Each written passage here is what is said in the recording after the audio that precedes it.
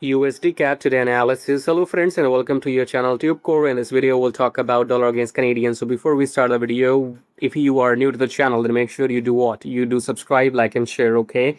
Below the video you have some links. It says Swing Like a Pro. So click on the first link, come to this page, and then you can go and watch these setup videos and the screenshots and join this program if you want to. And the second link is book consultation. If you want to speak with me, you can book consultation and check the brokers. And the third one is absolutely free, so you can join free Telegram. Make sure you are into my Telegram. So coming back to the chart, starting the top down approach with the weekly time frame. Weekly we are down, we went up but we are down. So coming back, daily we are down, 4 hour we are down. So we are in 2 time frames we are down, so we're gonna go short. Okay, look for shorts in USDCAD after the pullback in 4 hour, and if you want precise entry exit, then join this program which you see here, first link below, and I'll see you in the next video. Till then, take care.